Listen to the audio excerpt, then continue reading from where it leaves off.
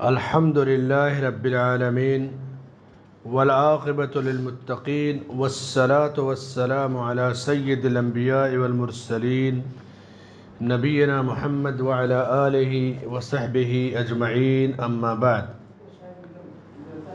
اللہ کے فضل اور اس کی توفیق سے عقیدے کی مشہور کتاب شیخ الاسلام محمد بن عبد الوہاب رحمہ اللہ کی تالیف کردہ الاصول الثلاثہ کے 11ویں درس میں ہم لوگ شریک ہیں۔ الاصول الثلاثہ میں دین کے 3 اصول: اللہ کو پہچاننا، دین اسلام کو دلیل کے ذریعے پہچاننا اور اللہ کے نبی کو پہچاننا۔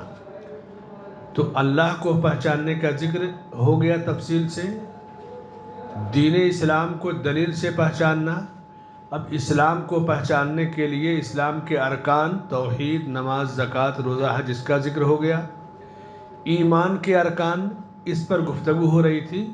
تو ایمان میں ایمان باللہ کا ذکر ہو گیا، اللہ پر ایمان کی قسمیں، اس کے فوائد اور اس کی جو شقیں ہیں، تقریباً سب کی تفصیل آپ کے سامنے ہو گئی۔ اللہ کی الوہیت پر ایمان، اللہ کی ربوبیت پر ایمان، اسماء و صفات پر ایمان۔ اب ہماری گفتگو ہے ایمان کے دوسرے رکن، فرشتوں پر ایمان، ایمان بالملائکہ، اللہ کے فرشتوں پر ایمان۔ یعنی دین کی جڑوں کو جاننے کے لیے ایمان کے ارکان کو جاننا ضروری ہے۔ فرشتوں پر ایمان کا مطلب یہ ہے کہ فرشتوں کے وجود پر ایمان، نمبر 1۔ نمبر 2، کچھ فرشتوں کا نام ہمیں معلوم ہے، اللہ نے بتایا ہے، تو جن کا نام معلوم ہے اور کام اور ڈیوٹی معلوم ہے، ان ناموں کے ساتھ ایمان۔ جن کا نام نہیں معلوم، عمومی ذکر ہے کہ یہ فرشتے ہیں، تو ان کے عموم پر ایمان۔ تیسری جو چیز ہے فرشتوں پر ایمان کی، کہ اللہ نے کچھ فرشتوں کی خوبی بیان کی کہ ان کے پاس یہ طاقت تھی، یہ کام کر لیتے تھے، تو جس فرشتے کا جس انداز میں ذکر ہے اس پر ایمان، ان کے کاموں کا ایمان۔ تو اب فرشتے جو ہے اللہ کی ایک غیبی مخلوق ہے جن کو ہم نے نہیں دیکھا۔ فرشتے انسانوں کی شکل بھی اپنا سکتے ہیں، جیسا کہ جبرائیل علیہ السلام بعض دفعہ اجنبی مسافر کی شکل میں، اور اکثر و بیشتر ایک صحابی دحیہ الکلبی رضی اللہ عنہ ہیں، ان کی شکل میں وحی کو لے کر آیا کرتے تھے۔ جبرائیل علیہ السلام کو ان کی اصلی شکل میں اللہ کے نبی صلی اللہ علیہ وسلم نے 2 مرتبہ دیکھا۔ اب سوچئے کہ پوری زندگی وحی لاتے رہے، کلام لاتے رہے، کسی انسان کی شکل میں، اجنبی کی شکل میں، اصلی جو ان کی شکل ہے 2 بار دیکھا۔ اصلی شکل کیسی تھی ان کی؟ فرمایا کہ ان کے 600 بازو تھے، صحیح بخاری کی روایت ہے، 600 بازو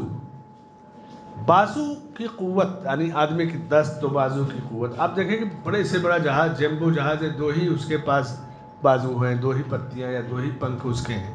انسان ہے، پرندہ ہے، 2 ہی بازو اس کے ہوتے ہیں۔ جبرائیل علیہ السلام کو اللہ نے 600 بازو عطا کی، اور ایک بازو ایسا کہ ایک سے دوسرے تک، یہاں سے آسمان کی بلندی تک۔ فرشتوں کی طاقت کو آدمی سمجھنا چاہے کہ کتنی بڑی طاقت اللہ نے انہیں دی ہے۔ 600 بازو اور آسمان کی بلندی تک ایک بازو۔ تصور کیجئے کہ کتنی عظیم جو ہے اللہ کی وہ تخلیق ہے۔ فرشتے بعض دفعہ اور اکثر انبیاء کے پاس انسان کی شکل میں آتے تھے، نبیوں کے پاس۔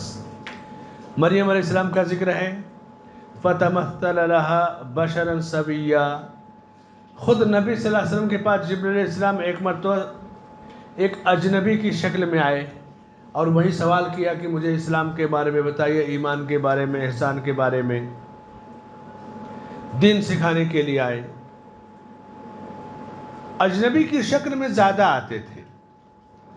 جب اللہ کے فرشتے ابراہیم علیہ السلام کے پاس آئے تو بھی اجنبی کی شکل میں آئے تھے. دیکھیں کہ مہمان ہیں. ابراہیم علیہ السلام بغیر کچھ کہے پوچھے گھر کے اندر گئے, بھنا ہوا بچڑا لائے. جیسے آپ بھنے ہوئی مرغی, چکن یا مٹن لے آتے ہیں, بچڑا بھنا ہوا. یہ عربوں میں کھانے کا ہمیشہ سے اور آج بھی یہ رواج ہے کہ جیسے ہم لوگ گوشت لے لیں گے تو کلو کے حساب سے لیتے ہیں, 1 کلو 2 کلو 4 کلو.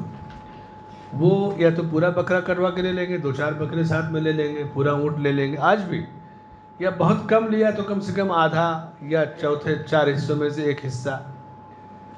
یہ بھی آج بھی ان کا رواج ہے. اور مہمان ہے تو یہ چیز عام ہے. گئے, بھنا ہوا بچڑا لائے اور ان کے سامنے پیش کر دیا. مہمان ہے, کھانے کا وقت ہے, تو یہ نہیں پوچھنا کہ کھانا کھائیں گے. یہ مہمان نوازی کے آداب کے خلاف ہے. جیسے ہمارے یہاں پوچھیں گے نا کچھ لوگ, چائے پئیں گے؟ مہمان نوازی میں کھانا کھائیں گے, چائے چلے گی. تو اگر بے تکلف کلوز دوست ہیں تو آپ کچھ بھی پوچھ لیجیے. نہیں بھی پوچھنا ہے, بے تکلف دوست ہے, یہ لو 20 روپیہ, جاؤ چائے پی لینا, آپ کا دوست تھوڑا برا مانے گا. آپ کسی بھی طرح سے ڈیل کر لیں. اجنبی اگر مہمان ہے, نیا مہمان, تو اس سے اس طرح پوچھیں گے تو برا مانے گا, وہ آپ کے کلچر کو جانے گا. تو اللہ نے فرشتوں کو اجنبی کی شکل میں ابراہیم علیہ السلام کے پاس بھیجا. ایک چیز کی اجنبی کی شکل میں آئے, دوسری چیز اس سے ہمیں مہمان نوازی کے آداب سکھائے. پوچھا نہیں, لایا بھنا ہوا بچڑا رکھ دیا اور کہا کھائیے اسے. کیوں نہیں کھا رہے, آپ کے سامنے رکھا ہوا ہے. تب انہوں نے کہا کہ ہم تو اللہ کے فرشتے ہیں, اللہ نے ہمیں بھیجا ہے. لوط علیہ السلام کے پاس انسانوں کی شکل میں آئے تھے, وہ بھی اجنبی انسان کی شکل میں آئے تھے. تو فرشتے بیشتر انبیاء کے پاس اجنبی انسانوں کی شکل میں آتے تھے. بعض دفعہ جیسے دحیہ کلبی مشہور صحابی ہیں, زیادہ تر ان کی شکل میں آتے تھے. اصلی شکل میں صرف آپ نے 2 بار جبرائیل علیہ السلام کو دیکھا. فرشتے اللہ کی وہ مخلوق ہیں جن میں سے بعض کی ڈیوٹی مقرر ہے. ایمان کے 6 ارکان میں دوسرا رکن فرشتوں پر ایمان. جیسے جبرائیل علیہ السلام, جبرائیل علیہ السلام کی ذمہ داری یہ ہے کہ وحی کو رسولوں تک لانا. جتنے بھی رسول آئے, لاکھوں انبیاء آئے, اللہ کی وحی کو لانے کا پیغام, رسولوں تک پہنچانے کا پیغام اور ذمہ داری جبرائیل علیہ السلام کی تھی. ان کو اللہ نے امین کہا, امانت دار. امانت دار کیوں کہا؟ یہ بہت معمولی چیز نہیں کہ اللہ کا کلام رسول تک جیسے اللہ نے بھیجا ہے پہنچا دیا جائے. گفتگو جو ہوتی ہے یہ امانت ہوتی ہے. مجلسیں جو ہماری ہوتی ہیں, مجلسوں کی گفتگو بھی امانت ہے. جیسے آپ کچھ لوگ بات کریں, آپ سوچیں کہ بات کہیں باہر نہ جانے پائیں. اگر کوئی آدمی آ گیا, آپ اس کو اٹھانے یا بھگانے میں شرم محسوس کریں تو یہ اس کی ذمہ داری ہے کہ اس بات کو سنبھال کے رکھے. اگر اس نے کہیں اس کو لیک کر دیا, آؤٹ کر دیا, تو وہ خیانت کر رہا ہے. مشورہ امانت ہے, جس سے مشورہ لیا جائے. المستشار و مؤتمن حدیث میں ہے. رائے مشورہ لیں بزنس کے بارے میں, کاروبار کے بارے میں, رشتے کے بارے میں, اور وہ مشورے کو فاش کر دے تو یہ خیانت ہے. تو جبرائیل علیہ السلام کو اللہ نے روح الامین کا خطاب دیا, ان کی امانت داری کو ضرب المثل بنایا. اور قیامت تک ہر وہ انسان امانت دار ہوگا جو کلام الہی, کلام وحی کو بغیر کمی اور اضافے کے لوگوں تک پہنچا دے. وہ شخص سب سے بڑا جھوٹا اور خیانت کرنے والا ہوگا جو اللہ کے کلام یا نبی کے فرمان کو گھٹا بڑھا کر پیش کرے. جتنی بدعتیں آپ کو سماج میں ملے گی, وعلیکم السلام, شرک کے جتنے آپ کو نمونے ملیں گے, بغیر جھوٹ اور خیانت کے شرک یا بدعت کا وجود نہیں ہوتا. سچائی اور امانت داری جب تک رہے گی, دنیا توحید و سنت کی اصلی شکل پہ قائم رہے گی. تو جبرائیل علیہ السلام کے ذمہ وحی لانا. میکائیل علیہ السلام اللہ کے فرشتے ہیں, جن کے ذمے بارش برسانا اور سبزے اگانا، ہریالیاں اگانا۔ یہ طاقت ان فرشتوں کی نجی اور ذاتی نہیں ہے، یہ اللہ کے حکم کے تابع ہے۔ اب کوئی کہے فرشتوں سے کہ اے میکائیل بارش برسائیے، فرشتے کے پاس طاقت نہیں ہے۔ جیسے کوئی فوجی ہوتا ہے، ملک کا کرنل جنرل ساری فوج سے لیس ہوتا ہے، کیا وہ اپنے بوس کے یا پریسیڈنٹ کے آرڈر کے بغیر کوئی قدم اٹھا سکتا ہے؟ نہیں اٹھا سکتا۔ فرشتے اللہ کی فوج ہیں۔ وَلِلَّهِ جُنُودُ السَّمَاوَاتِ وَالْأَرْضِ، آسمان و زمین کی یہ فوج اللہ کی ہے، اور ہر فوجی اللہ کے حکم کا تابع ہے۔ اور ان فوجیوں میں بعض کی ذمہ داریاں بڑی ہائی فائی ہیں، جیسے جبرائیل علیہ السلام کی ذمہ داری، میکائیل علیہ السلام کی ذمہ داری بارش برسانا اور سبزے اگانا، ہریالی اگانا۔ اسرافیل علیہ السلام کی ذمہ داری یہ ہے کہ وہ سور پھونکیں گے۔ اب سوچیے، ایک آرڈر لے کے ڈیوٹی پر کب سے دنیا بنی ہے، کب تک رہے گی، اسی کے انتظار میں ہے۔ یہ معمولی چیز نہیں ہے۔ ایک سور پھونکیں گے دنیا فنا ہو جائے گی، دوسرا سور پھونکیں گے لوگ اپنی قبروں سے اٹھ کھڑے ہوں گے۔ بس یہ دو ان کا کام ہے، لیکن الرٹ ہیں، ہمیشہ وہ اس کے لیے الرٹ ہیں۔ کچھ فرشتوں کا نام نہیں ہے، بس ان کی ذمہ داریاں ہیں، جیسے روح قبض کرنے والا فرشتہ جس کو ملک الموت کہتے ہیں، موت کا فرشتہ۔ بعض لوگ اس کو عزرائیل نام دیتے ہیں، درست نہیں ہے، حدیثوں میں ملک الموت کہا گیا بس۔ اسی طرح سے جنت کا داروغہ ہے، جہنم کا داروغہ ہے، دونوں فرشتے ہیں، جہنم اور جنت کی نگرانی پر مامور ہیں۔ کچھ فرشتے ایسے ہوتے ہیں جو مرنے کے بعد قبر میں آئیں گے، سوال جواب کریں گے، تمہارا رب کون ہے، تمہارے دین کیا ہے، تمہارے نبی کون ہے۔ ان ایک کو منکر، دوسرے کو نکیر کہتے ہیں، منکر نکیر، یہ نام اللہ نے دیا ہے۔ آج ہمارے یہاں عقیدے کا فساد یا فرشتوں کا مذاق اڑانے کا، فرشتوں کا مذاق اڑانا کفر ہے۔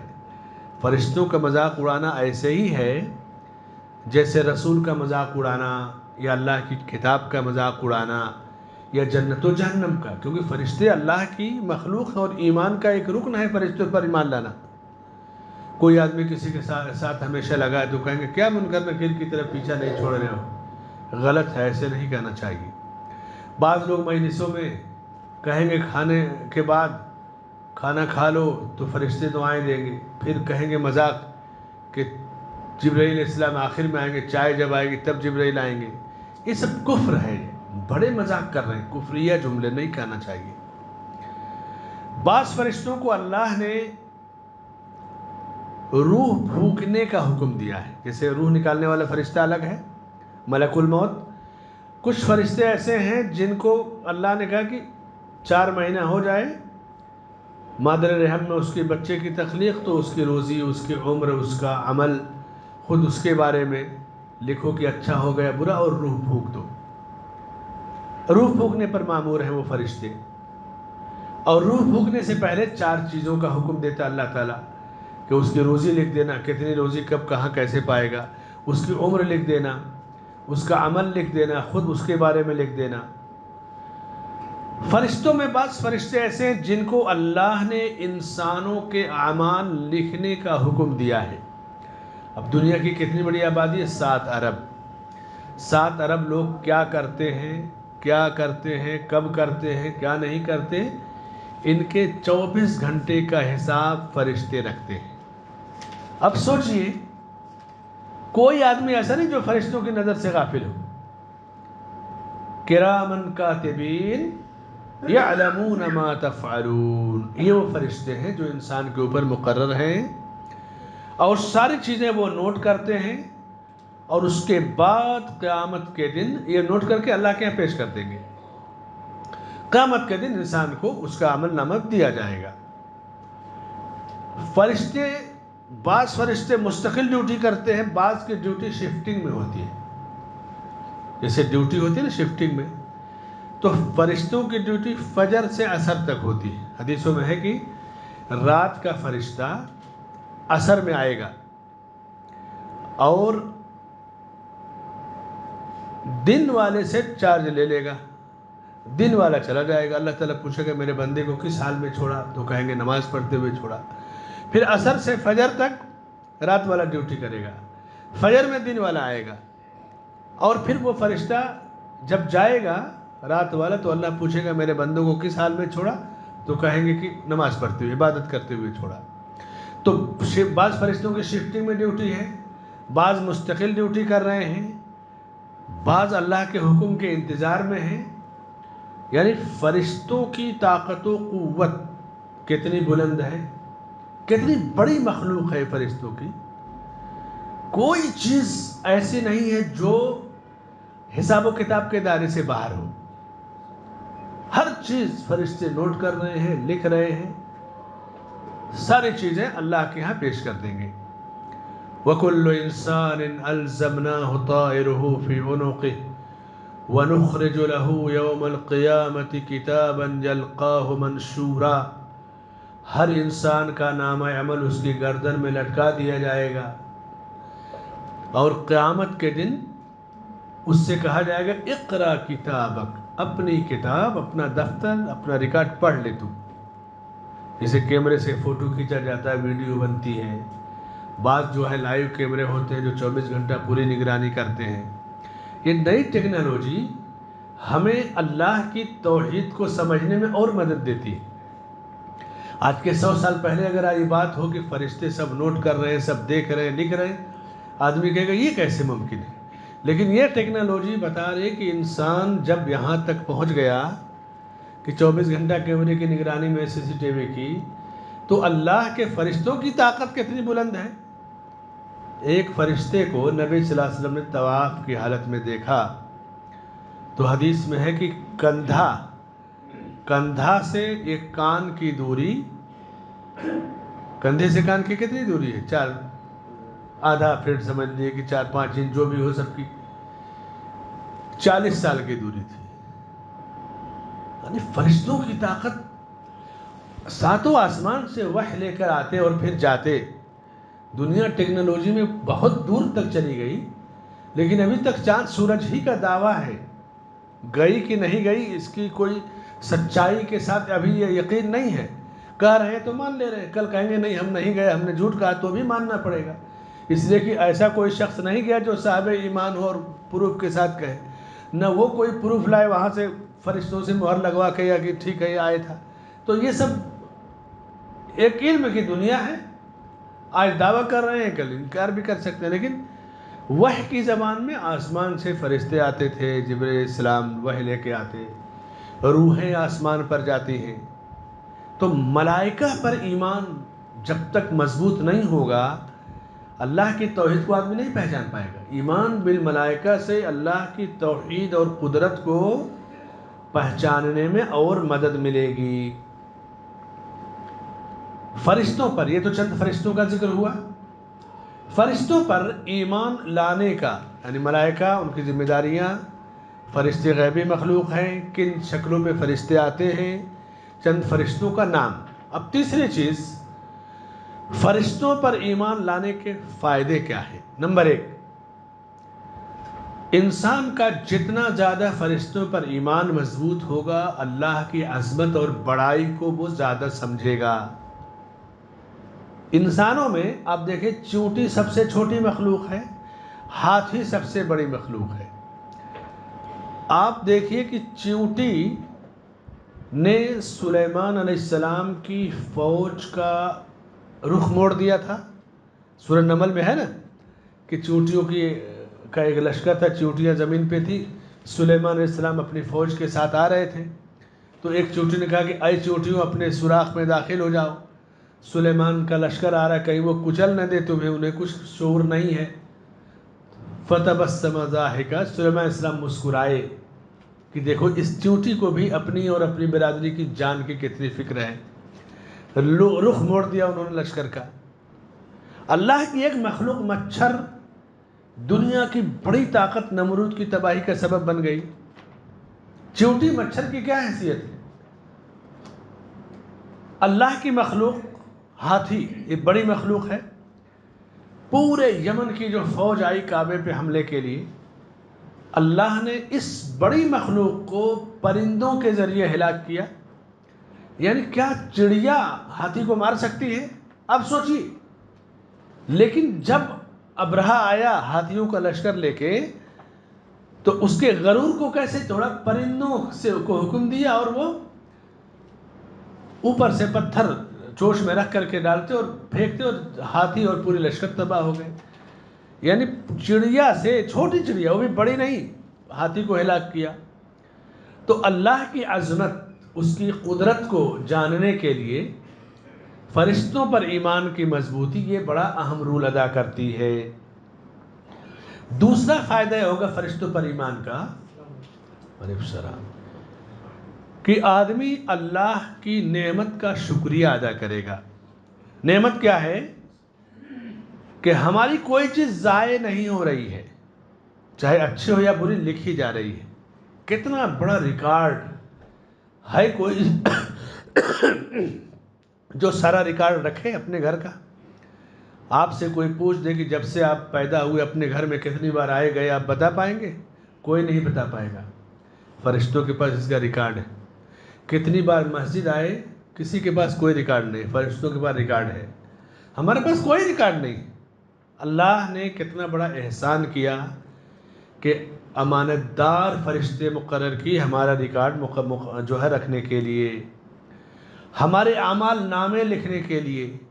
تو اللہ کی اس نعمت پر اللہ کا ہمیں شکریہ ادا کرنا چاہیے۔ تو ایمان بالملائکہ کا یہ دوسرا بڑا فائدہ کہ شکر کا جذبہ پیدا ہوگا۔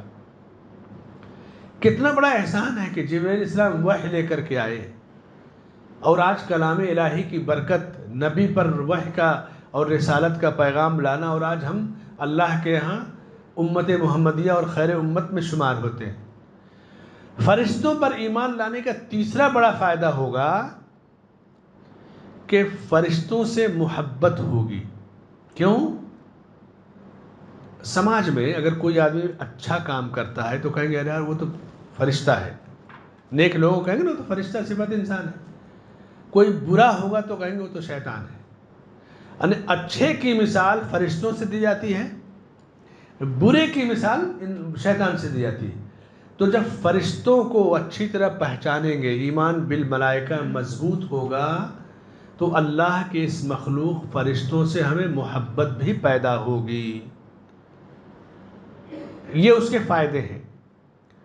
بعض لوگوں نے فرشتوں کے وجود کا انکار کیا، وہ گمراہ ہو گئے۔ بعض لوگوں نے فرشتوں کو اللہ کی بیٹیاں قرار دیا، جیسے کہ مشرکین مکہ تھے، وہ بھی گمراہ ہو گئے۔ فرشتے اللہ کی غیبی مخلوق، انسانوں پر وہ سلامتی بھیجتے ہیں۔ آپ کو حیرت ہوگی، ان اللہ وملائکتہ یصلون علی النبی، اللہ اور اس کے فرشتے نبی پر درود و سلام بھیجتے ہیں۔ اللہ بھی بھیجتا ہے، فرشتے بھی بھیجتے ہیں۔ پھر ایمان والوں سے کہا کہ یا ایھا الذین آمنوا صلوا علیہ وسلموا تسلیما، ایمان والوں تم بھی نبی پر درود و سلام بھیجو۔ تو اب ہمیں فرشتوں پر نبی پر درود و سلام بھیجنے کا حکم دیا گیا۔ فرشتے انسانوں پر درود و سلام بھیجتے ہیں۔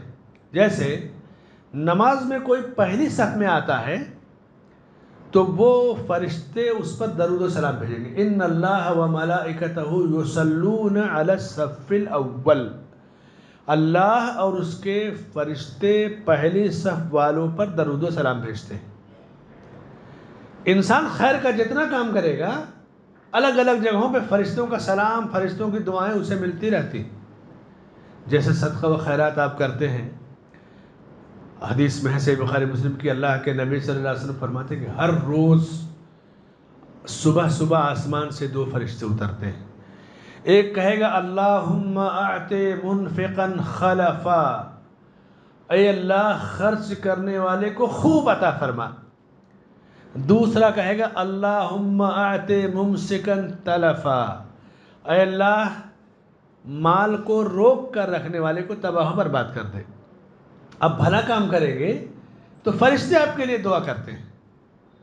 تو ملائکہ انسانوں سے محبت کرتے ہیں، انسان ملائکہ سے محبت کرتا ہے، اور فرشتوں پر ایمان رکھنے سے ان سے محبت پیدا ہوتی ہے۔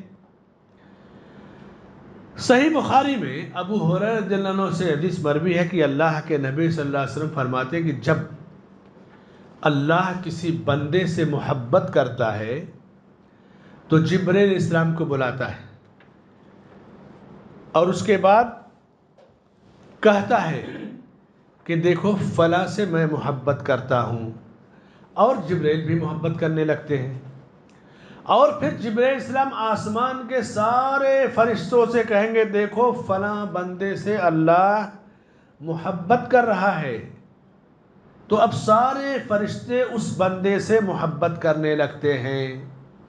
پھر جب اللہ محبت کرے گا کسی سے، فرشتے کریں گے، تو زمین میں اسے قبولیت مل جائے گی۔ کچھ اہل علم اللہ والے ایسے نا جن کو سب لوگ دل و جان سے چاہتے ہیں۔ ہم نے کسی کو دیکھا نہیں ہے، صحابہ میں سے ہم نے کسی کو دیکھا ہے، ہماری ان سے محبت ہے، یہ محبت پہلے ان سے اللہ نے کی، فرشتوں نے کی، پھر زمین پہ اللہ نے قبولیت عطا کی۔ ائمہ، فقہا، تابعین، محدثین، کسی کو ہم نے دیکھا ہے؟ اللہ کی محبت، فرشتوں کی محبت ملی، بندوں کی محبت ملی، اسے کہتے ہیں قبولیت عامہ۔ عام لوگوں کے درمیان اللہ انہیں مقبول بنا دیتا ہے۔ تو یہ ہے فرشتوں کا عمل، فرشتوں پر ایمان لانے کا فائدہ اور اس کے ثمرات اور نتائج۔ ایسا نہیں کہ فرشتے صرف چند ہی لوگوں سے محبت کرتے ہیں، پہلے سب والوں پہ درود و سلام بھیجتے ہیں۔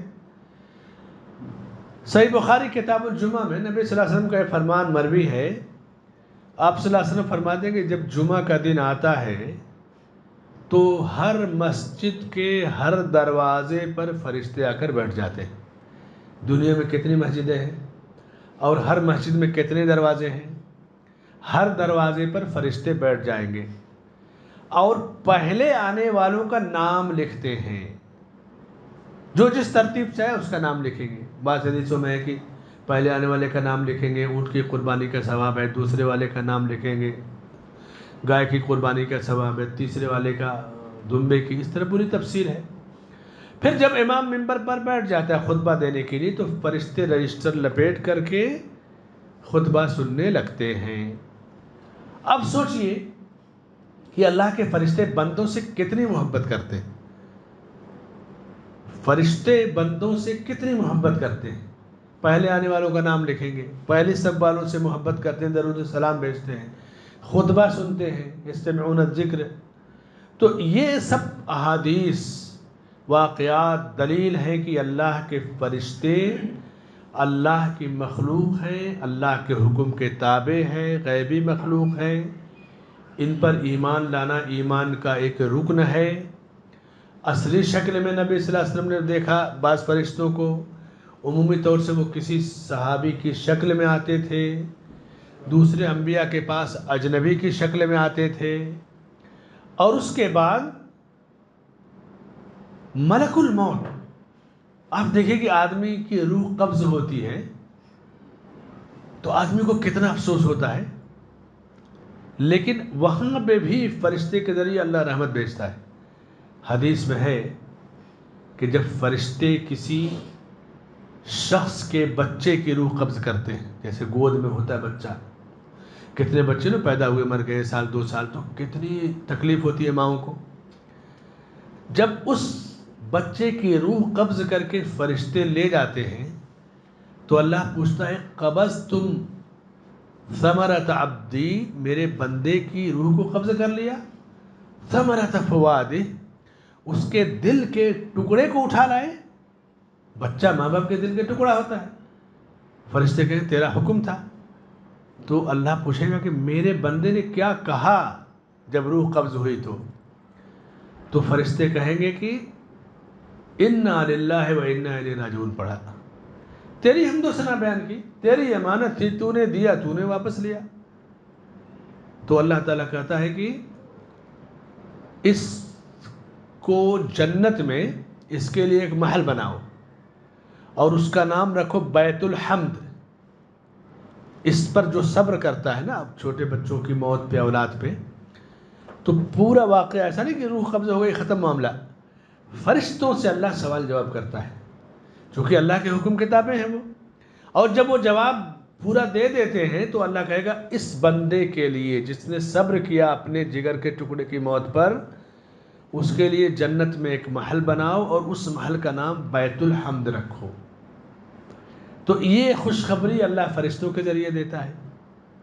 جیسے یہاں ہم اور آپ بیٹھے ہیں نیو بمبئی کے کھار گھر التوحید مسجد میں، یہ مجلس علم کو، دین کو سیکھنے کی ہے۔ صحیح بخاری مسلم میں اللہ کے نبی صلی اللہ علیہ وسلم کا فرمان ہے کہ ان للہ ملائکۃ، اللہ کے فرشتے، تعداد نہیں معلوم، نام نہیں معلوم، بس فرشتے زمین میں گھومتے ہیں، چکر لگاتے ہیں، یطوفون فی الطرق، زمین میں گھومتے رہتے ہیں۔ کیا کرتے ہیں؟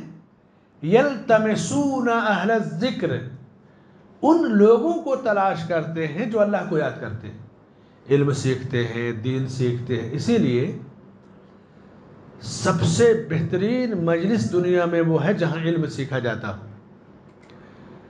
حدیث میں آپ نے سنا ہوگا بار بار کہ جب طالب علم علم سیکھنے کے لیے، دین سیکھنے کے لیے گھر سے نکلتا ہے تو اللہ کے فرشتے اس پر سایہ کر دیتے ہیں۔ جنگل کے جانور، چرند پرند، سمندر کی مچھلیاں، چیونٹیاں اس کے لیے دعا کرتی۔ یہ معمولی کام نہیں جس کے لیے آپ یہاں تشریف لائیں، یا علم حاصل کرنے کے لیے، اپنے بچوں کو کہیں بھی بھیجیں دین سیکھنے کے لیے۔ فرشتے زمین میں جب چکر لگاتے لگاتے اس جگہ پہنچتے ہیں جہاں دین سیکھا جاتا ہے، علم سیکھا جاتا ہے، تو ایک فرشتہ جب پہلے پہنچتا ہے دوسرے فرشتے کو آواز دے گا، ہلموا الی حاجتکم، دوڑو، جس مقصد کے ذریعے اللہ نے تمہیں زمین میں بھیجا ہے وہ دیکھو، وہ مجلس یہاں پر موجود ہے۔ اب سارے فرشتے وہاں جمع ہو جاتے ہیں، رحمت کے بازو پھیلا لیتے ہیں، سایہ فکن ہو گئے۔ اس کے بعد پھر اسی لیے آپ دیکھیے ایسی مجلس جہاں دین کا ذکر ہو، علم کا ذکر ہو، قرآن کی تعلیم ہو، کبھی آدمی بے چین نہیں ہوتا ہے۔ اولاً تو آئے گا نہیں کیونکہ شیطان روکتا ہے، لیکن جب آ گیا تو وہ گھبراہٹ اس کی ختم ہو جاتی ہے، کیونکہ اب اس کو فرشتوں کی طرف سے اطمینان اور سکون نازل ہو رہا ہے، فرشتے رحمت کا بازو پھیلا دیتے ہیں، اللہ کی طرف سے سکینت نازل ہوتی ہے۔ جب اللہ تعالیٰ ان فرشتوں کو اکٹھا جمع دیکھتا ہے، پوچھتا ہے کہ ماذا یفعلون عبادی، اللہ سب جانتا ہے، لیکن تعلیم کا، تربیت کا، سکھانے کا انداز دیکھیے اللہ کا، بندوں کے ساتھ شفقت اور محبت کس طرح سکھایا۔ پوچھتا ہے کہ میرے بندے کیا کر رہے ہیں، کس لیے جمع ہیں؟ فرشتے کہیں گے یذکرونک ویسبحونک ویمجدونک، یہ تجھے یاد کر رہے ہیں، تیری حمد و ثنا بیان کر رہے ہیں، تیری بڑائی بیان کر رہے ہیں۔ اللہ تعالیٰ پوچھے گا کہ حل رأونی، کیا ان بندوں نے مجھے دیکھا ہے؟ ظاہر سی بات ہم میں سے کسی نے اللہ کو نہیں دیکھا ہے۔ فرشتے کہیں لا یا رب، کسی نے نہیں دیکھا ہے۔ پھر اللہ تعالیٰ پوچھے گا ان کا اس وقت کیا حال ہوگا جب یہ مجھے دیکھ لیں گے؟ اب ظاہر سی بات ہے کہ اللہ کو جب بندہ دیکھ لے گا کتنا خوش نصیب ہے۔ اللہ کو کسی نے نہیں دیکھا ہے۔ اللہ کی دنیا میں اللہ کے بندوں کے لیے سب سے بڑا انعام جنت ہے، اور جنت سے بڑا انعام کیا جانتے ہیں؟ للذین احسنوا الحسنى وزیادہ، جنہوں نے نیکی اور بھلائی کی جنت ملے گی، اور پھر جنت میں جانے کے بعد جنتیوں کو اس سے بڑا اعزاز اللہ کا دیدار ملے گا۔ یعنی جنت ایک بڑا انعام ہے، سب سے بڑی نعمت ہے، لیکن اب وہ جنتیوں کی خوش نصیبی حدیث میں کہ تم اپنے رب کو 14ویں رات کے چاند کی طرح دیکھو گے، لیکن یہ جنتیوں کو جنت میں جانے کے بعد کا بڑا انعام ہے۔ اس کی تفسیر میں مفسرین نے لکھا ہے للذین احسنوا الحسنى وزیادہ، تو ظاہر سی بات ہے کہ یہ تو بہت دور کا معاملہ ہے، لیکن بہت بڑا انعام ہے۔ تو فرشتے کہیں گے ان میں سے کسی نے تجھے نہیں دیکھا ہے۔ اللہ پوچھے گا ان کا اس وقت کیا حال ہوگا جب مجھے دیکھ لیں گے؟ تو فرشتے کہیں گے تب تو ایک لمحہ بھی تیری عبادت سے غافل نہیں رہیں گے۔ پھر اللہ تعالیٰ پوچھے گا فرشتوں سے یہ کیا مانگ رہے ہیں، ان کی ڈیمانڈ کیا ہے؟ فرشتے کہیں گے یسألون جنتک، تیری جنت مانگ رہے ہیں، اور کیا چاہیے انہیں؟ ہمیں کچھ چاہیے جنت کے سوا؟ اور کون سی نعمت ہمیں چاہیے؟ دنیا تو چند سالوں کی جینے کھانے کی ہے، لیکن اصل نعمت تو آخرت میں جنت کی شکل ہے۔ تو فرشتے پوچھیں گے کیا انہوں نے جنت کو دیکھا ہے؟ ظاہر سی بات ہے جنت کو کسی نے نہیں دیکھا ہے۔ دنیا میں بعض چیزیں جنت کی ایسی ہیں کہ صرف نام ہے، جیسے انگور ہے، انار ہے، نام ہے، کھجور ہے، نہر ہے، پانی ہے، یہ صرف نام ہے کہ یہ بھی پانی وہ بھی پانی، لیکن فرق بہت ہے۔ فرق اتنا ہے، فرق دنیا میں دیکھ لیجئے نا، ایک مٹھائی آپ یہاں کھا رہے ہیں، ایک دم ہائی فائی اچھے اعلیٰ ہوٹل میں آپ کو ملے گی، ایک کھانے کا معیار ایک عام انسان کا ہے، وہی کھانا ایک کوئی بڑا آدمی کھاتا ہے، ایک لباس ایک عام آدمی پہنتا ہے، دوسرا لباس، اب دیکھیں نا کوالٹی کا فرق کتنا، معیار کا، انسانوں کے بیچ کا، رہنے سہنے کا۔ بعض ملکوں میں آج بھی رہنے سہنے کا جو معیار ہے اتنا اونچا ہے، اب آپ اندازہ کیجئے کہ اسمبلی میں، پارلیمنٹ وغیرہ میں کتنی صاف صفائی، خوشبو اور سب رہتا ہے۔ عرب ملک کے ایک بادشاہ آئے تھے ہندوستانی پارلیمنٹ میں اور گر گئے۔ جب ریسرچ کی گئی تو چونکہ ہمیشہ نعمتوں اور خوشبوؤں میں ایسے تھے، اردن کے شاہ تھے، تو نعمتوں اور خوشبوؤں میں تھے کہ وہاں انہیں وہ چیز نہیں ملی۔ یہ بڑا مشہور واقعہ ہے کہ ہمارے ملک کا جو سب سے اعلیٰ معیار ہے، بعض ملکوں میں عام لوگ اس سے اچھی زندگی گزارتے ہیں۔ اب پھر ہمارے ملک میں اعلیٰ اور ادنیٰ معیار کس طرح کے لوگوں کا ہے؟ اب اسی سے آپ سوچئے کہ دنیا اور جنت کتنے فرق کی چیز ہے۔ جنت کو کسی نے نہیں دیکھا ہے۔ حدیثوں میں ہے نا کہ جنت میں ایک کوڑا رکھنے کی جگہ دنیا اور دنیا کی ساری چیزوں سے بہتر ہے۔ کوڑا جانتے ہیں؟ جب اونٹ یا بکری کوئی چراتا ہے، ایک فٹ کی لکڑی رہے گی اور اس میں رسی باندھے رہیں گے، اس سے ماریں گے تاکہ وہ جلدی جلدی بھاگے چلے۔ اس کو رکھنے میں کتنی جگہ ملے گی؟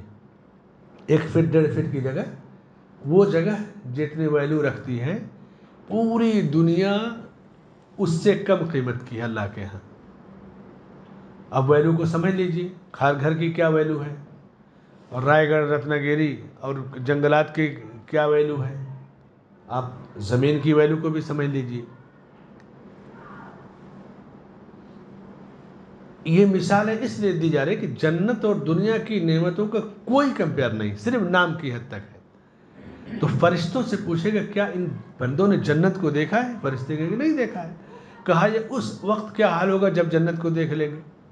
تو فرشتے کہیں گے تب تو ایک لمحہ بھی تیری عبادت سے غافل نہیں رہیں گے، ہمیشہ چاہیں گے کہ جنت مل جائے۔ پھر تیسرا سوال اللہ فرشتوں ہی سے کرے گا، کس چیز سے پناہ طلب کر رہے ہیں، کس چیز سے دور بھاگ رہے ہیں کہ وہ چیز نہ ملے، جنت ملے؟ کہا تیری جہنم سے، جہنم کے عذاب سے۔ پھر اللہ نے فرشتوں سے پوچھتا اللہ تعالیٰ کیا انہوں نے جہنم کو دیکھا ہے؟ فرشتے کہیں گے لا یا رب، جہنم کو نہیں دیکھا ہے۔ گدھا دیکھ رہے ہیں نا، کتنا بڑا خچر گدھا دیکھا ہے نا آپ نے، دیکھے ہو نا؟ خچر یا گدھا جتنے بڑے بڑے بچھو ہوں گے جہنم کے اندر، آپ اندازہ لگائیے۔ بچھو تو ہم چھوٹے موٹے دیکھتے ہیں نا زمین پہ، خچر گدھے کے برابر بچھو ہوں گے۔ دنیا میں کوئی کتنی بھی بڑی ٹیکنالوجی ہو، وہ بڑے بڑے ملکوں کے پاس میزائل ہے کہ 5000 جو ہے کلومیٹر وار کرے گا، 10,000 یہی سب بنایا ہے نا ایٹمی طاقتوں نے۔ جہنم میں زقوم کا درخت ہے جو جہنم کی جڑ میں اگے گا۔ حدیثوں میں ہے کہ زقوم کے درخت کا ایک قطرہ، اس کے جوس کا ایک قطرہ نکال کے دنیا میں گرا دیا جائے تو پوری دنیا میں کھانے پینے کی ساری چیزیں زہر بن جائیں گی، پوائزن ہو جائیں گی۔ کتنی خطرناک جگہ جہنم ہے۔ تو جہنم کے عذاب کا یا جنت کی نعمتوں کا دنیا میں کوئی کمپیئر نہیں، بس صرف نام کی حد تک ہے۔ لیکن ایمان ہمارا ان چیزوں پر ہے کہ اللہ کی یہ مخلوق ہیں، اور فرشتوں کے ذریعے کیسے اللہ ہمیں اس بات کو سمجھا رہا ہے۔ تو جب فرشتوں سے پوچھے گا ان کا اس وقت کیا حال ہوگا جب جہنم کو دیکھ لیں گے، تو فرشتے کہیں گے تب تو ایک لمحہ بھی تیرے ذکر سے غافل نہیں رہیں گے، اللہ تعالیٰ کہے گا اے فرشتوں گواہ رہو ایسی مجلس میں شریک ہونے والے سارے لوگوں کے گناہوں کو میں نے بخش دیا۔ اللہ کے نبی صلی اللہ علیہ وسلم فرماتے ہیں کہ ان میں سے ایک فرشتہ کہے گا میرے رب فلاں آدمی دین سیکھنے نہیں آیا تھا، وہ اپنی کسی ضرورت سے آیا تھا۔ تو اللہ کہے گا ہم الجلساء لا یشقى جلیسہم، یہ ایسی بیٹھک ایسی مجلس ہے جس میں بیٹھنے والا کوئی بدبخت نہیں ہوگا، میری نعمتوں سے محروم نہیں رہ سکتا۔ تو یہ ہے ایمان کا دوسرا رکن، ایمان بالملائکہ۔ اللہ پر ایمان کی گفتگو ہو چکی پچھلے 2 ہفتوں میں۔ آج کی ہماری اس پہلی نشست میں، آج کی گفتگو میں فرشتوں پر ایمان پر تفصیل ہوئی۔ اب اس کے بعد تھوڑی دیر جو وقفہ رہے گا ابھی، اب پھر ہم اللہ کی کتابوں پر ایمان، اس پر گفتگو کریں گے۔ ایمان بالملائکہ پہ گفتگو بڑا وسیع موضوع ہے۔ فرشتوں پر ایمان، اللہ کی ایسی غیبی مخلوق، وَلِلَّهِ جُنُودُ السَّمَاوَاتِ وَالْأَرْضِ، یہ اللہ کی فوج، اللہ کا لشکر ہے۔ اور فرشتوں میں کوئی اللہ کے حکم کا نافرمان نہیں ہوتا۔ جیسے انسانوں میں اچھے برے سب ہوتے ہیں نا، نافرمان بھی ہوتے ہیں، فرما بردار بھی، فرشتوں میں سب اللہ کے حکم کے تابع ہیں۔ لا یعصون اللہ ما امرہ، یعنی کتنی مقدس مخلوق ہے کہ وہ کبھی نافرمانی کرتے ہی نہیں اور ہمیشہ رب کے آگے سجدہ ریز رہتے ہیں۔ آسمان میں کوئی جگہ ایسی نہیں جہاں کوئی فرشتہ سجدے میں نہ ہو، بیت معمور آسمان میں ہے۔ تو اللہ کے فرشتوں پر ایمان یہ ایمان کا دوسرا رکن ہے۔ یہ اس کی وضاحت ہوئی۔ اللہ سے دعا ہے کہ اللہ تعالی ہمیں ایمان کی قوت اور طاقت اور سلامتی عطا فرمائے، آمین۔ وصلی اللہ علی نبینا محمد وعلی آلہ وصحبہ اجمعین۔